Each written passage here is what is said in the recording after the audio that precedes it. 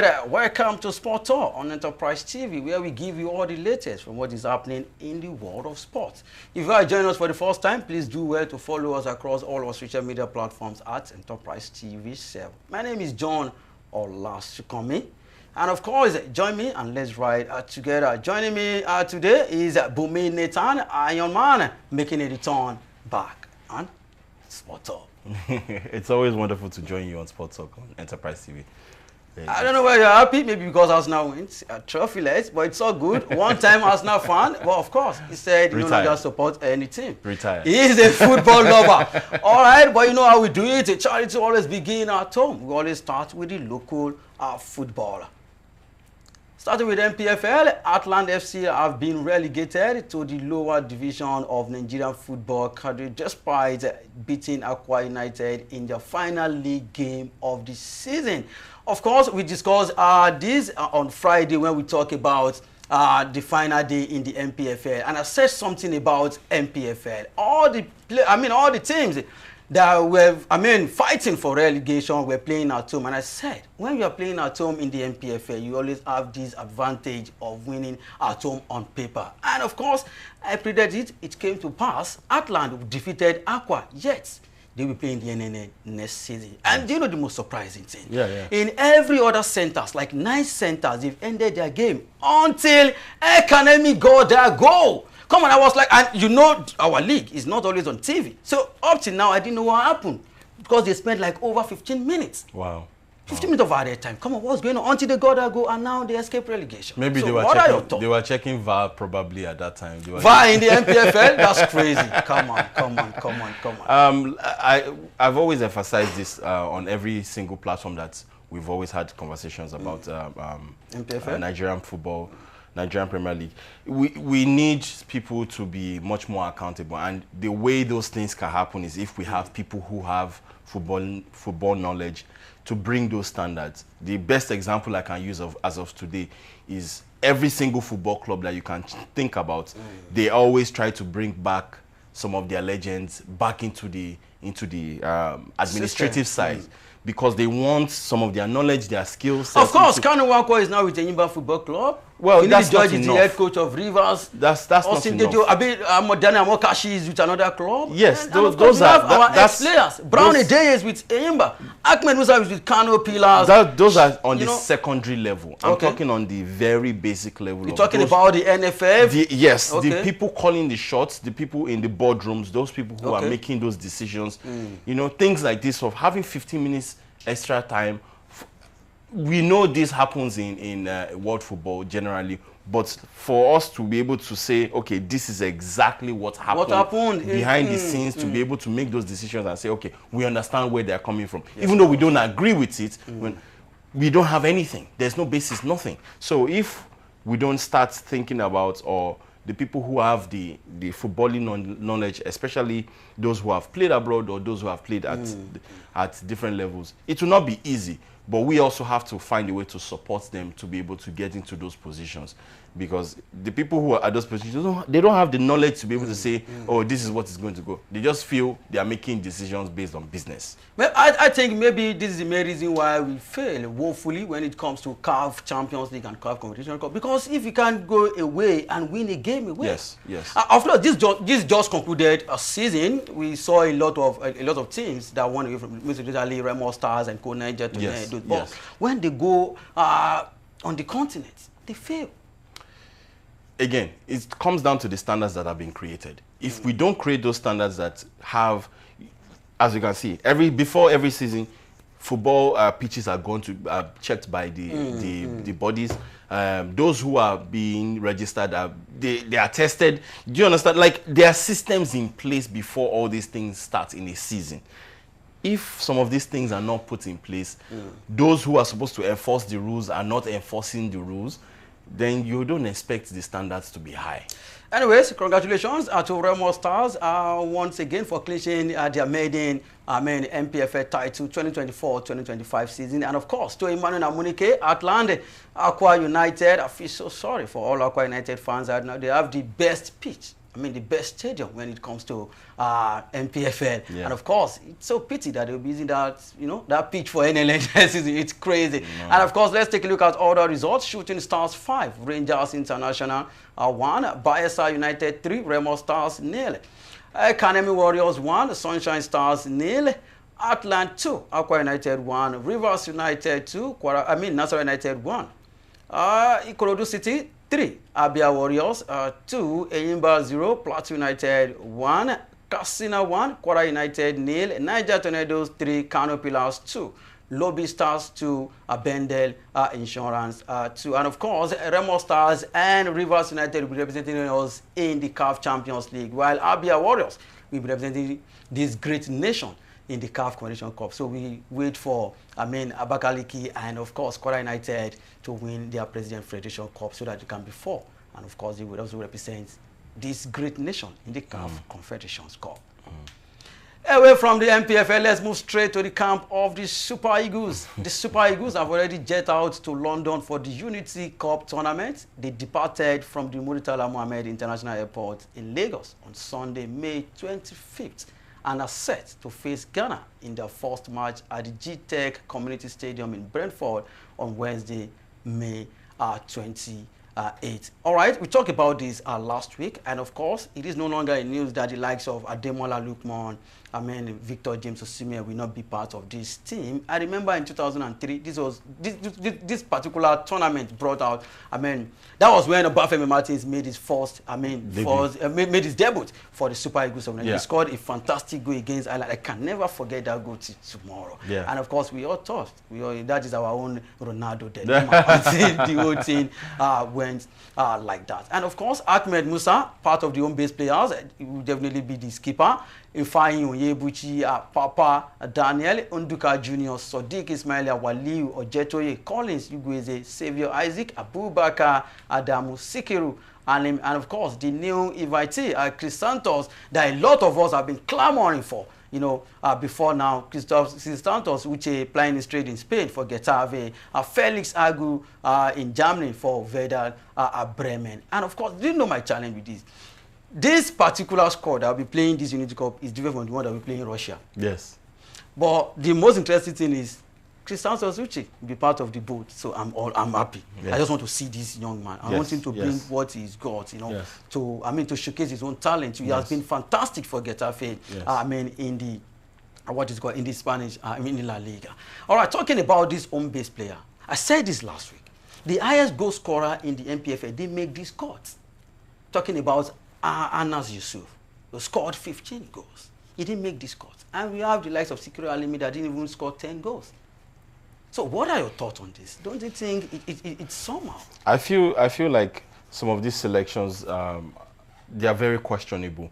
But it's not a strange thing to Nigerian football. Yes, of course. It's not a strange thing. I heard talks about Kelechi Iheanacho being chosen for something. And I was wondering, Iheanacho that has not had a current. So in my mind, that's why I said this particular squad is different from. Iheanacho will be part of the squad that will face Russia. Yeah, I know. So that's what I'm saying. And that's why I say he's going to be chosen for something, because I don't want to even put my mind into the fact that he's going to be chosen, because I'm wondering why would Iheanacho, out of all the players that we have that are on form currently in the world, not just in the Nigerian Premier League, but as well as globally, you choose somebody who has been struggling the whole season or 2 seasons back to back. So you have to question some of those decisions. But like I said, it always comes from the top. If the coach says this is who I'm selecting and they're like no, he will definitely put it through to his bosses that this is his selection and they say no. So some of those things, I know that there is a lot of hierarchy involved, but at the same time we have to also look at what is best for us as a nation. Where are we heading to? What do we want to achieve?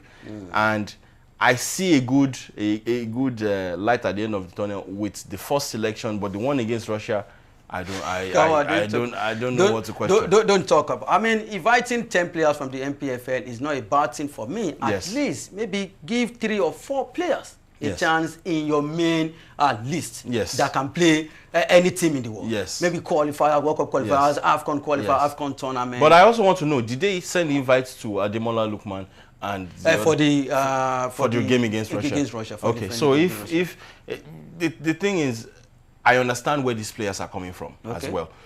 They can't play 250 games a year or 100 games. They will get injured. Yes, You've seen it from the likes of Pedri, Gavi, all these Spanish players. Rodri is an example who played over almost 100 games and he was injured for 6 months or close to that. So I understand where they're coming from. They're trying to also preserve themselves so that they can be able to deliver for their club side. But there's nothing much more important than your national duties, in my opinion.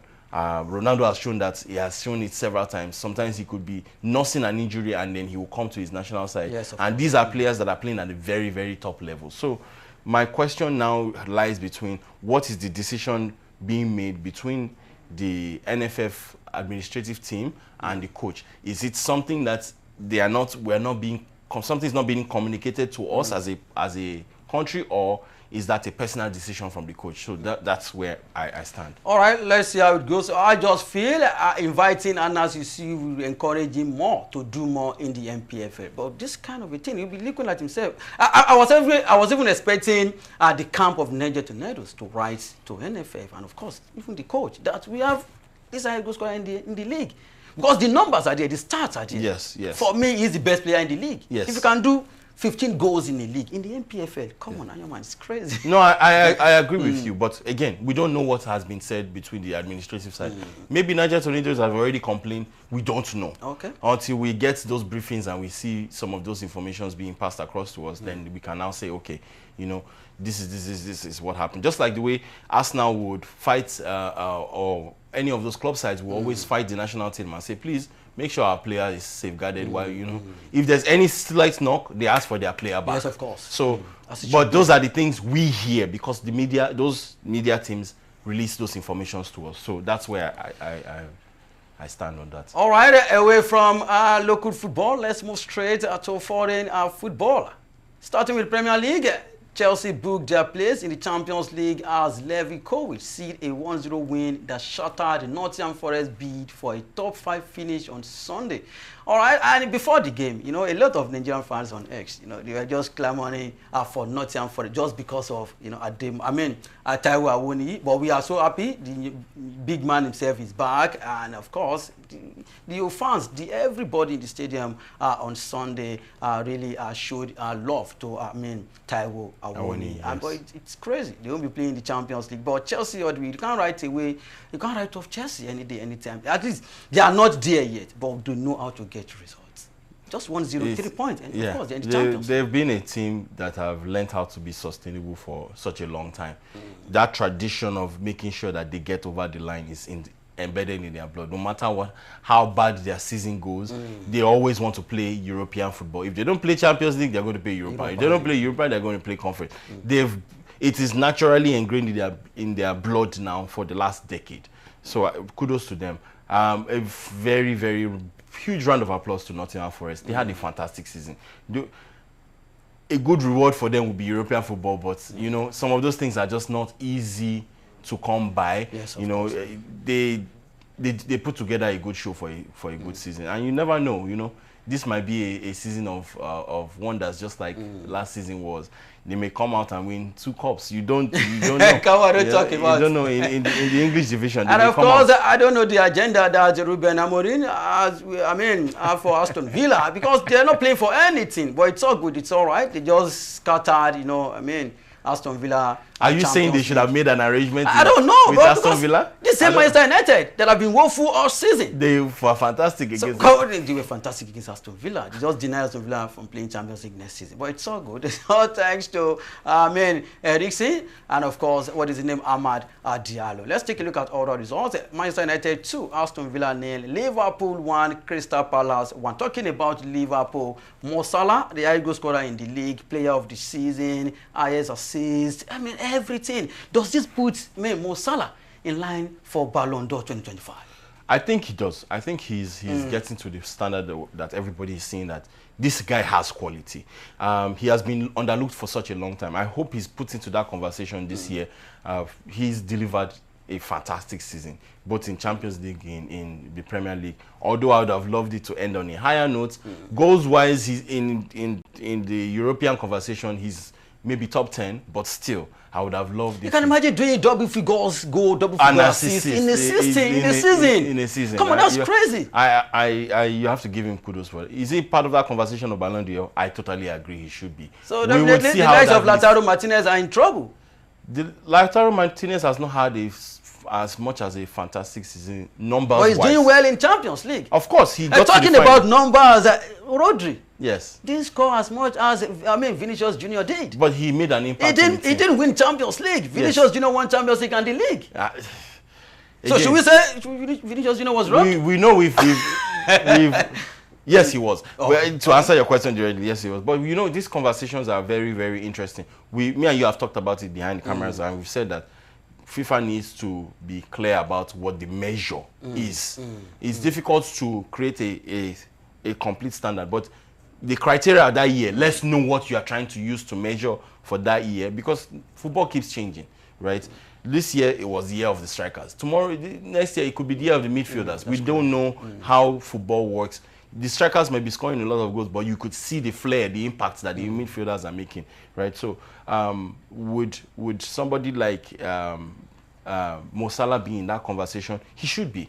In the top 10 list, he should be there confidently. In top five. Top 5. People like Victor Gyökeres should be in that conversation. People like Mbappé should be in that conversation. But it all boils down to how those votes will be made by the journalists and what FIFA will put out as a criteria. All right, and of course, the Europa League winner, Tottenham Hotspur, lost to Brighton and Wolves 1-4. Fulham also lost to Manchester City 0-2. Wolves played a 1-0 draw against Brentford. Nottingham Forest lost to Chelsea 0-1. Southampton lost to Arsenal 1-2. Newcastle lost at home to Everton 0-1. Ipswich lost at home to West Ham 1-3. Let's take a look at the teams that have qualified for the UEFA Champions League in the Premier League. Liverpool, Arsenal, Tottenham, Manchester City, Chelsea, and of course Newcastle United. Newcastle also won the Carabao Cup. That's a good one for Newcastle United. And of course, let's take a look at those teams that will play in the Championship. Ipswich, Southampton, and Leicester City. All right, away from Premier League, let's move straight to La Liga. Kylian Mbappé finished the La Liga season on 31 goals with a double against Real Sociedad as Real Madrid provided the winning and emotional farewell to departing Carlo Ancelotti and, of course, Luka Modric, one of the greatest midfielder of all time. Talking about Luka and Modric. A Ballon d'Or winner. And Ballon d'Or winner, Luka and Modric. Of course, the European Golden Boot went to Kylian Mbappé overall, which, for me, I still feel they should put all these league out. All these league out of top 5 leagues in Europe. Gyökeres scored 39 goals, but because you know how they multiply their team by 1.5. So, and of course, what is his name? Mbappé won that Golden Boot award in Europe. 31 goals, good season. But what overshadowed all this thing over the weekend was Luka Modric. Farewell. Luka Modric came to Real Madrid at the age of 27 with 0 trophies. And now he left. Or let's say because he still play World Club. Yeah. He's living with the most decorated player in Real Madrid. At the Santiago Bernabeu. 28 trophies. Come on, there's something special. Because I remember back then, was it 2010, 2009, my brother used to argue to me, my junior brother used to argue with me about Wesley Sneijder and of course Luka Modric. I've always been a fan of Luka Modric since 2008. And now take a look at this big man himself. He's 39, for crying out loud. 39. He's living as the most decorated players in Real Madrid. Yes. That's crazy. It's not crazy. I think the consistency, the delivery, the evolution, because his gameplay from when he was at Tottenham has changed when he got to Real Madrid. And the fact that as the younger generation kept coming, he was still a crucial member of the team. It's undeniable how, quality always speaks out. They say class is permanent. He is a player of very high class. What even warmed my heart the most was the fact that Toni Kroos could not miss. Toni Kroos was there. When he was coming off the pitch, he was there to give him a big hug. That's to show the I think there was no league in England yesterday. Maybe we would have seen, what is his name? Casemiro. Yes, Casemiro. Because we all know the relationship between this trio at Real Madrid back. Casemiro would have been there without a question. Because you cannot put the historic treble without mentioning the likes of Casemiro, Modric, and the great man himself, Toni Kroos. You know, because the man had perfection in his passes. Modric had an exceptional time with those two players. So that's why I said the Ballon d'Or could switch, because it was undeniable that they needed to hand the ballon, like deliver it to him personally, because he had proven what his quality was. Well, some people still believe Cristiano Ronaldo was robbed. It's a good robbery, in my opinion. It's a good robbery. Because I don't talk about because you can tell that the quality has been there. He has not been appreciated for a while. Rodri's own is questionable, but everybody, you know, when we think about that conversation, so Messi and Schneider, good robbery? Well, we can discuss. All right, let me ask you this question. Yes, please. Between Luka Modric, yes, Andres Iniesta, and Xavi, who would you go for? That's a very tricky question. It's a very tricky question. It's just like saying picking between Gerrard, Scholes, and Lampard. It's a very tricky. They are very different players. Okay. Iniesta and Modric are somewhat similar. Xavi was completely different. Okay. Right. Xavi was a much more central guy. These guys were a little bit up and down. So it would be difficult. You know why I would pick Luka Modric ahead of these two? If you need a defender, Luka Modric is there. You need an attacker, Luka Modric is there. You need somebody that can give you all these split passes. Luka Modric is there. So you need somebody that can shoot from outside the box. Yes. Luka Modric is there. Yes. That is why, for me, personally, I will pick Luka Modric ahead of Xavi and Iniesta. I agree, but you can also look at it like this way. No disrespect to them. I'm not saying they are bad players. I'm not saying they are not on the same level. When Xavi was in that midfield, it is the defender has easy jobs to do, because they know that the balls are not going to go past him that easily. Same thing with Andres Iniesta. You can't dispossess Iniesta of the ball. But look at what he did it in 2012 Euros. He made them look like upcoming footballer. Go back to 2012 Euros. I will pick Andres Iniesta, but it's hard for me, because I'm thinking about the fact that those three can work together effectively. They can work together effectively. Of course, and Iniesta could not win a Ballon d'Or, Xavi could not win Ballon d'Or, but the great man himself, Luka Modric, won Ballon d'Or in 2018. Because they were playing in the Ronaldo and Messi's primes. Anyhow. All right, let's take a look at all the results. Real Betis 1, Valencia 1, Real Madrid 2, Sociedad 0, Leganes 3, Valladolid 0, Girona 0, Atletico de Madrid 4, Villarreal 4, Sevilla 2, Bilbao 0, Barcelona 3, Lewandowski with another double yesterday. And before we leave Real Madrid issue, they've signed Xabi Alonso as their new head coach. All right, let's take a look at our team that made it to the Champions League. Barcelona, Real Madrid, Atletico Madrid, Athletic Bilbao, and Villarreal. And let's take a look at people that will be playing in the Segunda Division, talking about Division 2. Leganes, Las Palmas, and of course, Valladolid. It was a great night for Espanyol. They had to wait till final day. And of course, let's move away from Spain. Let's go to Italy. The toughest league this season. Of course, the decision was made on Friday, and Napoli are the champions of Italian Serie A, talking about they won the Scudetto two times in 3 years during during Osimhen's time, and of course Lukaku time. Now, Conte can come out and say, I made the right decision by letting Victor James Osimhen leave, because these two great guys won the league for him. Yes. Lukaku and, of course, the ex-Manchester United rejects. the best player in Italian Serie A. All right, almighty Juventus qualified for the Champions League on Sunday after beating relegated Venezia 3-2 to pip Roma.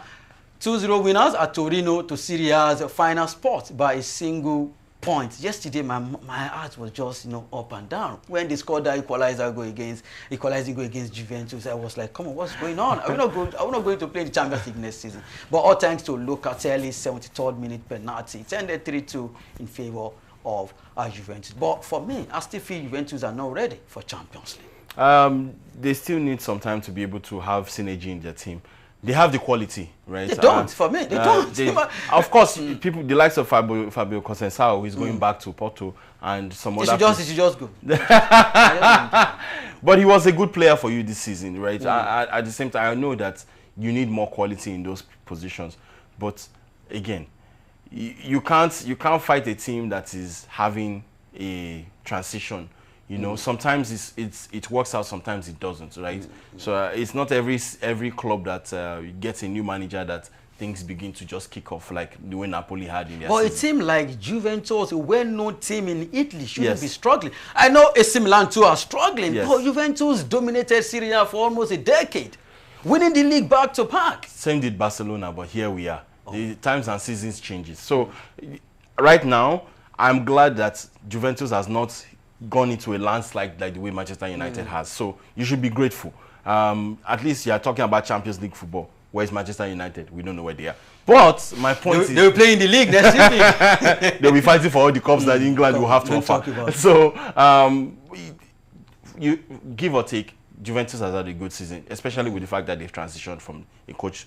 They've had 2 coaches in the space of 1 year. Agumata was fired, and of course, he got Tudor. So now that you have a different coach, I hope they give him the time to actually bring up his own philosophies and principles to be able to help those players grow and develop and see how the season goes. All right, let's see how it goes. And of course, congratulations to Napoli once again. How can you rate the form of McTominay this season?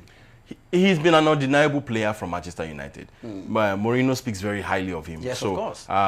For a coach to Eric Ten Hag, didn't understand how to use him or fit him into that team. He tried, but it wasn't working. Ruben Amorim, right off the he didn't even meet him at all. He didn't meet him, yeah. Because, I don't know. Things can work out in different favors. But now, they've seen that. I'm glad that it worked out for him. I'm very happy because he's a player that has so much quality, right? I just hope that he's able to transition that into the next season because sometimes it's always difficult to be able to replicate. It should not just be a one-season wonder. We shouldn't be a one-season wonder. We will know how consistent the quality can be in the next season, right? Jude Bellingham is proving that it's able to replicate those things. So for him, I'm happy that he has won a very, very good trophy in a very fantastic club. It couldn't be a better story. And of course, I saw the chemistry between him and Antonio Conte and Lukaku on that night. Yes. They were both crying. You have to understand the fact that I was looking at the fact that every time Conte has come to an Italian team after he left Juve, he's always looking for Lukaku to be there. And every time he has Lukaku, he wins. The only coach that has won the league with 3 different clubs in Italy. Yes.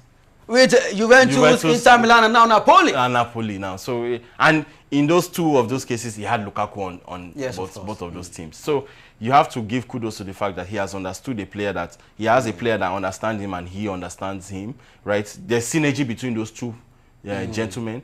We can see the fact that some of those things can be replicated. He has chosen the team that is for him. We'll see how it goes next season. All right, let's see how it goes. Let's take a look at other results. Napoli 2, Cagliari 1. Cagliari nil. Como lost to Inter Milan 0-2. Bologna also lost to Genoa 1-3. AC Milan defeated Monza 2-0. Atalanta lost at home to Parma. At some point, they were leading by 2-0. And of course, the most surprising result, Lazio lost to Lecce 1-0. And they need to answer this team. Because Lecce escaped relegation with this win. So we need to question Napoli, but it's okay, it's all good. Torino lost to Roma 0-2, Empoli 1, Verona 2. Let's take a look at the team that made it to the Champions League. Napoli, Inter Milan, almighty Juventus, and of course, Atalanta. And relegation, Empoli, Venezia, and Monza. Let's move straight to Euro Sports.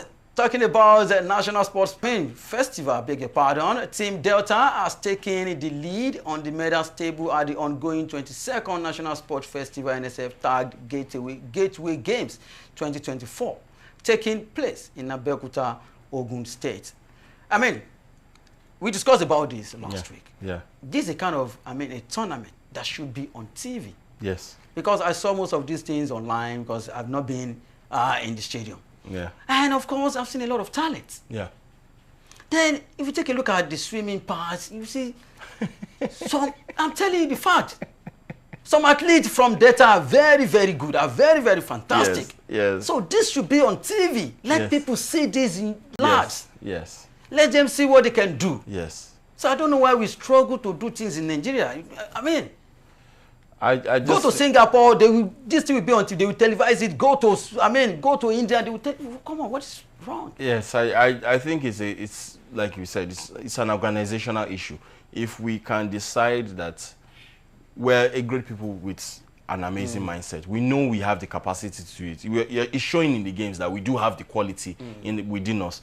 The only thing that we need to find out is how to make sure that we create those systems for people. Because, to be honest, there is no question that this should be on TV, right? Or at least on a consistent platform that we can all see and watch and follow up with, because it's our heritage, it's for us. Of course. So it's just like our own Olympic. Yes, exactly. To be able to pick the best that we're going to send out into the world. So I know that for sure that things will definitely improve as long as we keep this quality up. We hope and we see. Well, the signs are there that good people are coming into the system to be able to change some of those things that are happening. Because before to be able to get some of this information before was previously difficult. But now it's you can now make you understand you with call through, you can with a Google search and you will get some some things much more clearly now. So it's a progressive step. Of course, it's far-fetched from the goal of where we're supposed to get to. Maybe the next 20 years. No, I think it will be sooner than that. All right, the defending champions are still on top on the table, talking about team data. Let's see whether they will definitely retain these. They have 52 gold, 43 silver, and 47 bronze, followed by Bayelsa, 37 gold, 26 silver, and 25 bronze. Ogun State, 30 gold, 19 silver, 29 bronze. Rivers, 24 gold, 22 silver, and 27 bronze. Edo, 23 gold, 54 silver. Come on. Lord of the silver, this thing, I don't understand. 54 silver, and of course, bronze, 53. 53 bronze again. Edo people, come on. And of course, let's move straight to Oyo. 19 gold, 20 silver, and of course, 23 gold. It's okay. That's my team. But where is your own team? They are not on the top 6, but it's okay. Bayelsa. Come on, don't talk about it. Ayomide from Bayelsa. It's okay, all right. Rafael Nadal, away from National Sports Festival, let's move straight to lawn tennis. And Rafael Nadal was given the rousing reception as the king of clay. No doubt about that. My greatest of all time when it comes to lawn tennis. Step on coach Philippe for the final time on Sunday in an unforgettable ceremony to celebrate his career at the French Open. Do you know that? Nadal dominated this French Open for years. Yes. He has won it 14 times. He has shown he's the greatest of all time. Yes. Nadal dominated the French Open after winning on debut as a teenager in 2005. 2005, beg your pardon, lifting the trophy a record-breaking 14 times. Now, I saw the likes of Andy Murray.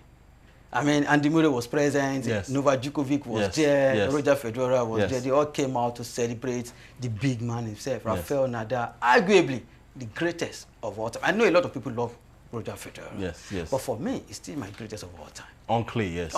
King of clay, nobody come close. Yes. So, and of course, we've seen Iga Swiatek. Yes. She's trying to do the same thing now. She has packed it for like 4 times, 2000, 2002, 2003, 2004. Yes. And now she's here again to defend the title. But for the men, Alcaraz won it last time. Yes. Let's see whether he will definitely go with that. But let's talk about Rafael Nadal. Exceptional player. Through and through, he's shown that he's committed to the sport as much as, for somebody to, because there was a time he was injured and he came back. Yes, of course. I thought that was going to be the step away from me, and because when he was injured after a while, I started seeing him going to the football space, so I was confused on whether he wants to be dabbling into coaching or something else. But he came back and then he's still as relevant as he was many years ago. So, of course, an idol of the sport. He's like what you call the Ronaldo Messi of tennis. Hey, come on! Yes. Just like you having, of course, that was how it was. Yes. But then Federer and Nadal. Before Murray came into the conversation. Murray just came and left. But then Novak Djokovic came to stay, and he's still there. He's still there. At 38 now. 37, he's still there. Yes. And of course, Rafael Nadal retired last year, November. But now that he's no more there, the king of clay is no more there. Don't you think this will give room to all these young, I'm happy. Guys, yes, of course, it's transition. We have to see the change happen. You know why I say that? Because if you take a look at back then, when you know that Nadal is playing French Open, then in your own mind you'll be like, now that we win this. Yes. But yes. now he's no more there. Yes. They should have the full confidence to come out. Well, we're going to see the quality of the players. You know, like I've always said, the games change over the course of time. Technology and all that stuff is evolved to make the games more advanced, better, somewhat sometimes. But we will see if it actually does help the gameplay. The quality of tennis players has changed. Yes, of course. The mentality has changed. So we would see if those guys can be able to sustain it 14, 15, 12, 10 times. We would see. It's just, we have to give them time, of course, just like the way we gave Rafael Nadal and his counterparts time. All right, we wish all the lawn tennis players well, the likes of Alcaraz, Jannik Sinner, and Iga Swiatek in the women's own, Coco Gauff and all. Let's see how it goes. All right, that is how much we can take on Sports On Enterprise TV. Endeavor to subscribe and click the notification bell to get notified of all alerts. Follow us across our social media platforms at Enterprise TV 7. Like, share, and engage on all content. Visit our website at www.enterprisetvnews.com for all the news you can use, the inclusives, and the live updates. Bumi Nathan, Ayoman has been given on the show this wonderful day. Wonderful day. All right. Thank you All right, my name remains John Olashikomi. See you next time.